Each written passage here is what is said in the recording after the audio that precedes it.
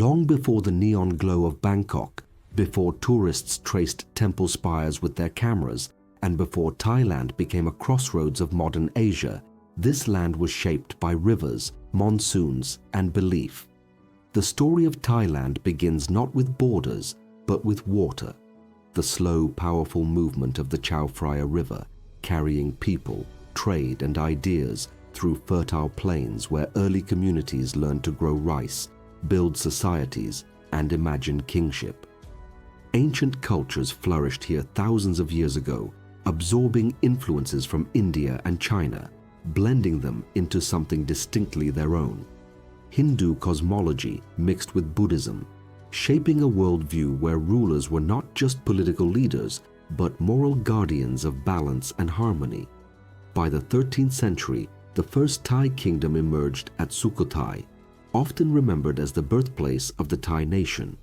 In legend and memory, Sukhothai is portrayed as an era of ideal kingship, where rulers governed with compassion and justice, where Buddhism guided daily life, and where art, language, and identity took recognizable form. Stone inscriptions spoke of a king who rang a bell so common people could bring their grievances directly to him. Whether myth or memory, this idea of a ruler bound to the people became central to Thai political culture. But power rarely stays still. As Sukhothai faded, a stronger force rose further south. Ayutthaya emerged as a vast and wealthy kingdom, positioned perfectly between east and west. For over 400 years, it dominated mainland Southeast Asia, becoming one of the world's great trading cities. Persian merchants, Portuguese explorers, Dutch traders, Chinese diplomats, and French missionaries all walked its streets. Gold-roofed temples rose beside foreign warehouses, and royal courts spoke multiple languages. Ayutthaya mastered diplomacy as much as warfare, playing rival powers against each other while expanding its influence across the region. Yet greatness invited enemies. In 1767, after years of conflict, Burmese forces breached the city. Ayutthaya burned. Temples collapsed. Archives were lost. What had seemed eternal vanished in smoke. From the ashes, a general named Thaksin reunited the fractured land, moving the capital to Thonburi and restoring order with relentless energy. His reign was short and intense, marked by military victories and growing instability, until another dynasty took shape, one that still rules Thailand today. In 1782, the Chakri dynasty established Bangkok as the new capital, building the city that would become the heart of the nation. Under the early Chakri kings, Thailand, then known as Siam, rebuilt itself, restoring Buddhist institutions, refining royal authority, and anchoring tradition in a rapidly changing world. The 19th century brought an existential threat. As European empires carved Asia into colonies, Siam stood surrounded. British rule in Burma and Malaya, French expansion in Indochina. Many nations fell. Siam did not. Through a combination of strategic reforms, diplomatic concessions, and remarkable leadership, particularly under Kings Mongkut and Chulalongkorn, the kingdom modernized just fast enough to survive. Slavery was abolished. Bureaucracy was reorganized. Western science and education were introduced, while royal authority was strengthened. Siam gave up territory, but preserved sovereignty. It became the only nation in Southeast Asia never formally colonized, a point of enduring national pride. But modernization came at a cost. Absolute monarchy began to clash with new ideas. In 1932, a bloodless revolution transformed Siam into a constitutional monarchy. The country renamed itself Thailand, emphasizing ethnic and cultural unity. Yet democracy proved fragile. Military leaders stepped into the vacuum, and over the decades, coups became recurring events, sometimes welcomed as stabilizing forces, sometimes condemned as betrayals of popular will. Power shifted between generals, civilian governments, and royal influence, creating a complex political landscape where authority was never held by one force alone.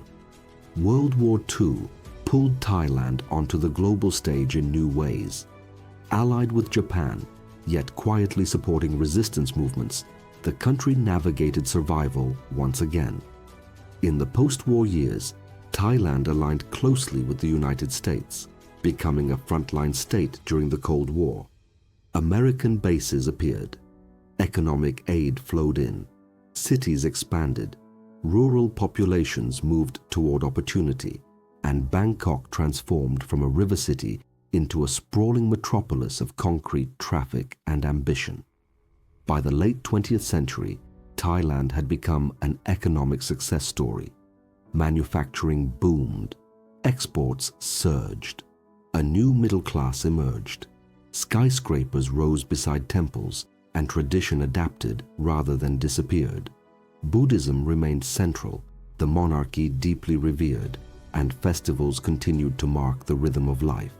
At the same time, tourism exploded. Beaches in Phuket, nightlife in Pattaya, backpacker streets in Bangkok. Thailand became a global destination, selling paradise, hospitality, and escape. The world fell in love with the image of Thailand, even as the reality beneath it grew more complicated. Economic growth brought inequality. Political tensions sharpened. The 1997 Asian financial crisis hit Thailand hard, collapsing the baht and shattering confidence. Yet recovery followed, driven by resilience and reform. New political movements emerged, appealing to rural voters long ignored by Bangkok elites. The divide between urban and rural, old power and new voices, widened. Protests filled streets. Governments rose and fell. Coups returned, each one claiming to restore order, each one leaving deeper questions behind. Through it all, Thai identity endured. Respect for elders, the concept of Sanuk, finding joy even in hardship, the deep symbolism of the monarchy, the spiritual calm of temples standing amid chaos. Thailand learned to live with contradiction, modern but traditional, democratic yet interrupted, globally connected yet fiercely protective of its culture. Today, Thailand stands at another crossroads. Bangkok is a megacity humming with technology, fashion, and finance, while rural villages still follow rhythms set centuries ago. Young Thais speak the language of global activism, demanding accountability and reform, while older generations hold tightly to institutions that brought stability in uncertain times. Tourism remains vital but vulnerable. The military still looms over politics. The monarchy faces a new era. And yet, the same forces that carried Thailand through invasions, empires, and revolutions remain alive. Adaptability, cultural cohesion, and an instinct for survival. Thailand's story is not one of simple triumph or failure.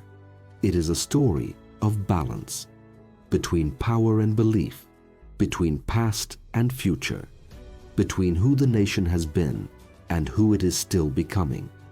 In the quiet chant of monks at dawn, in the rush of traffic at dusk, in the protests, the festivals, the elections yet to come, Thailand continues forward, shaped by history, tested by change, and guided by a resilience that has defined it for centuries,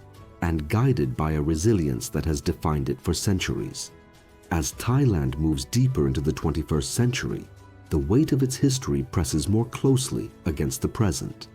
The echoes of old kingdoms, revolutions, and reforms are no longer distant memories. They live inside debates broadcast on smartphones, whispered in university classrooms, and argued openly in streets once silent under curfew.